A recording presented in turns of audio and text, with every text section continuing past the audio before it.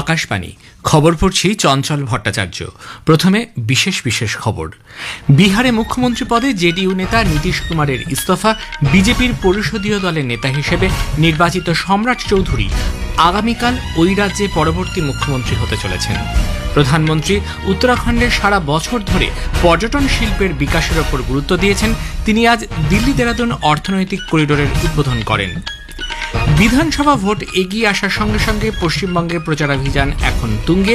প্রধানমন্ত্রী নরেন্দ্র মোদী আজ মেরা বুথ সবসে মজবুত কর্মসূচির অধীনে রাজ্যের বুথ স্তরের কর্মীদের সঙ্গে কথা বলেছেন।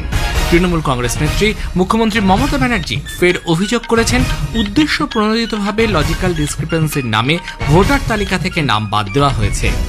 ভারতের সংবিধানের অন্যতম রূপকার ডক্টর বি.আর. আম্বেদকরের ১৩৬তম জন্মদিবসে সমগ্র জাতি আজ কৃতজ্ঞ চিত্তে তাঁর স্মৃতিতে শ্রদ্ধা জ্ঞাপন করছে।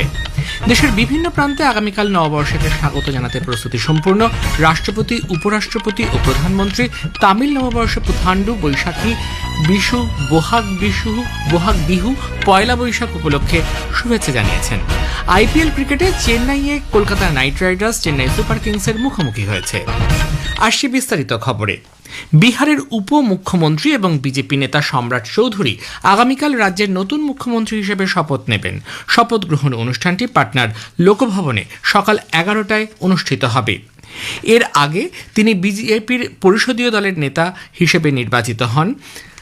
পাটনায় এনডিএর পরিষদীয় দলের বৈঠকের পর কেন্দ্রীয় পর্যবেক্ষক হিসেবে নিযুক্ত কেন্দ্রীয় মন্ত্রী শিবরাজ সিং চৌহান জানান, সম্রাট চৌধুরী সর্বসম্মতিক্রমে নির্বাচিত হয়েছেন। প্রসঙ্গত, মুখ্যমন্ত্রীর পদ থেকে নীতিশ কুমার পদত্যাগ করেছেন। এরপর সরকার গঠনের দাবি জানাতে সম্রাট চৌধুরী লোকভবনে যান। প্রধানমন্ত্রী নরেন্দ্র মোদী উত্তরাখণ্ডের সারা বছর জুড়ে পর্যটন শিল্পের প্রসারের ওপর গুরুত্ব দিয়েছেন। তিনি শীতকালীন পর্যটন, ক্রীড়া এবং ভারতীয় ঐতিহ্য মেনে ডেস্টিনেশন ওয়েডিংয়ের গন্তব্য হিসেবে এই রাজ্যের ক্রমবর্ধমান জনপ্রিয়তার কথা উল্লেখ করেন এবং দেবভূমিকে পরিষ্কার পরিচ্ছন্ন রাখার জন্য জনগণকে আহ্বান জানান। দিল্লি দেরাদুন অর্থনৈতিক করিডোরের উদ্বোধনী অনুষ্ঠানে ভাষণ দিতে গিয়ে দেরাদুনে শ্রী মোদী বলেন, রাজ্যের অর্থনীতির জন্য সারা বছরের পর্যটন অত্যন্ত গুরুত্বপূর্ণ। 2023 সালে তার কৈলাস ও ওম পর্বত সফরের কথা উল্লেখ করেন তিনি বলেন, শীতকালে আগে যেখানে মাত্র কয়েকশো লোক আসতেন, সেখানে 2025 সালে 40,000-এর বেশি তীর্থযাত্রী এসেছেন। এর ফলে স্থানীয় বাসিন্দাদের জন্য কর্মসংস্থানের সুযোগ তৈরি হয়েছে। দিল্লি দেরাদুন অর্থনৈতিক করিডোরের ফলে আগামী দিনে পর্যটনের সংখ্যা বৃদ্ধি পাবে। এর ফলে হোটেল, পরিবহন সহ অন্যান্য স্থানীয় পরিষেবার সঙ্গে যুক্ত মানুষদের আয় বাড়বে। देहरादून दिल्ली इकोनॉमिक कॉरिडोर से इस पूरे क्षेत्र का कायाकल्प होने जा रहा है। पहला फायदा तो ये है कि इससे समय बचेगा, आना जाना सस्ता और तेज होगा, और दूसरा बड़ा फायदा रोजगार का होगा। अब इसके निर्माण में 12,000 करोड़ रुपए खर्च हुए तो हजारों श्रमिकों को काम मिला। साथियों, इस शानदार एक्सप्रेसवे से उत्तराखंड के टूरिज्म को बहुत ही बड़ा फायदा देगा। देहरादून, हरिद्वार, ऋषिकेश, मसूरी और 4 धाम यात्रा के लिए ये सबसे प्रमुख मार्ग बनेगा। পশ্চিমবঙ্গে বিধানসভা নির্বাচন এগিয়ে আসার সঙ্গে সঙ্গেই প্রচারাভিযান এখন তুঙ্গে। বিভিন্ন দলের তারকা প্রচারকরা মিটিং, মিছিল, জনসভা ও রোড শোর মাধ্যমে ভোটারদের মন জয়ের সব রকমের চেষ্টা চালাচ্ছেন। শীর্ষ বিজেপি নেতা তথা প্রধানমন্ত্রী নরেন্দ্র মোদী আজ মেরা বুথ সবসে মজবুত কর্মসূচির অধীনে রাজ্যের বুথ স্তরের কর্মীদের সঙ্গে নমো অ্যাপের মাধ্যমে ভিডিও কনফারেন্সিংয়ে কথা বলেন। প্রধানমন্ত্রী বলেন, আসন্ন নির্বাচনে তৃণমূল কংগ্রেসকে হারাতে সব দলীয় কর্মীকে একযোগে কাজ করতে হবে। এবারের নির্বাচনে বিজেপির দলীয় ইস্তাহার সর্বস্তরে প্রশংসিত হয়েছে বলে উল্লেখ করেন তিনি। বরিষ্ঠ বিজেপি নেতা কেন্দ্রীয় স্বরাষ্ট্রমন্ত্রী অমিত শাহ আজ দক্ষিণ দিনাজপুরের গঙ্গারামপুর ময়দানে দলীয় প্রার্থীর সমর্থনে জনসভা করেন। তিনি বলেন, বিজেপি কবিগুরু রবীন্দ্রনাথের সোনার বাংলা গড়ে তুলবে। অনুপ্রবেশকারীদের বিরুদ্ধেও কঠোর ব্যবস্থা নেওয়া হবে বলে তিনি আশ্বাস দেন। भय मुक्त होकर कमल के निशान पर बटन दबाइए, भाजपा सरकार बनाइए और कवि गुरु की कल्पना का सोनार बांग्ला बनाइए। कमल के निशान पर बटन दबाएंगे।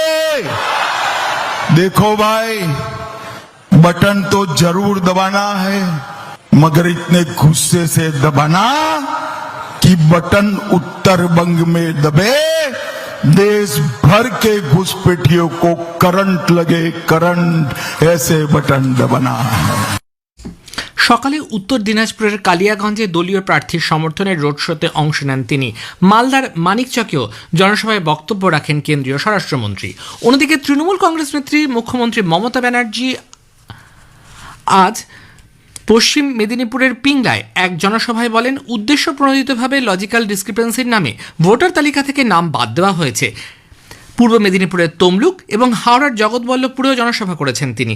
লোকসভার বিরোধী দলনেতা কংগ্রেসের রাহুল গান্ধী আজ উত্তর দিনাজপুরের রায়গঞ্জে এ রাজ্যে তার প্রথম নির্বাচনী জনসভায় অভিযোগ করেন তৃণমূল কংগ্রেস এবং বিজেপি দুটি দলই দুর্নীতিগ্রস্ত।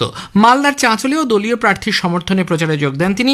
সেখানে তিনি বলেন, একদিকে বিজেপি দেশে হিংসা ছড়াচ্ছে, অন্যদিকে তৃণমূল কংগ্রেস পশ্চিমবঙ্গে হিংসায় মদত দিচ্ছে। আরজি করের জুনিয়র চিকিৎসকের প্রাণহানির কথা উল্লেখ করে তিনি তৃণমূল কংগ্রেস সরকারের সমালোচনা করেন।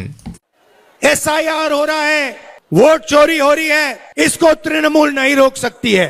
आप पर जो अत्याचार बीजेपी कर रही है, बंगाल में, देश में वोट काट रही है, हिंसा फैला रही है, तृणमूल इसको नहीं रोक सकती। कांग्रेस पार्टी इसको रोक सकती है। और ये बात बीजेपी जानती है। बीजेपी जानती है कि तृणमूल कांग्रेस उनको नहीं हरा सकती, जानती है कि कांग्रेस पार्टी उनको गिरा सकती, और ये भी जानती है, और ये भी मोदी जी भी जानते हैं, आरएसएस के सब लोग जानते हैं। প্রধানমন্ত্রী নরেন্দ্র মোদী আগামী ২৬ তারিখ আকাশবাণীতে প্রতি মাসের বেতার অনুষ্ঠান মন কি বাতে তাঁর চিন্তাভাবনা সকলের সঙ্গে ভাগ করে নেবেন। জনসাধারণকে ১৩৩তম পর্বের অনুষ্ঠানের জন্য তাদের পরামর্শ ও মতামত পাঠানোর আহ্বান জানানো হচ্ছে। নিঃশুল্ক নম্বর ১৮০০১১৭৮০০ অথবা নরেন্দ্র মোদী অ্যাপ অথবা মাইগভ ওপেন ফোরামে মতামত জানানো যাবে। আজকের প্রসঙ্গের এবারের বিষয় মহিলা ক্ষমতায়ন। কলকাতা বিশ্ববিদ্যালয়ের প্রাক্তন উপাচার্য প্রফেসর শান্তা দত্তর সঙ্গে কথা বলেছেন আমাদের প্রতিনিধি কাশফিন নাহার। আকাশবাণী কলকাতার সংবাদ বিভাগ প্রযোজিত অনুষ্ঠানটি শুনবেন আজ রাত ৮টায় গীতাঞ্জলি, ডিটিএইচ বাংলা এবং আকাশবাণী সংবাদ কলকাতার সোশ্যাল মিডিয়া প্ল্যাটফর্মে। এ খবর প্রচারিত হচ্ছে আকাশবাণী থেকে।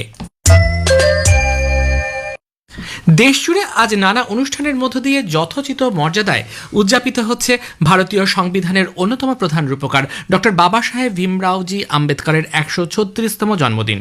রাষ্ট্রপতি দ্রৌপদী মুর্মু, প্রধানমন্ত্রী নরেন্দ্র মোদী, কেন্দ্রীয় স্বরাষ্ট্রমন্ত্রী অমিত শাহ আম্বেদকর জন্মজয়ন্তী উপলক্ষে দেশবাসীকে শুভেচ্ছা জানিয়েছেন।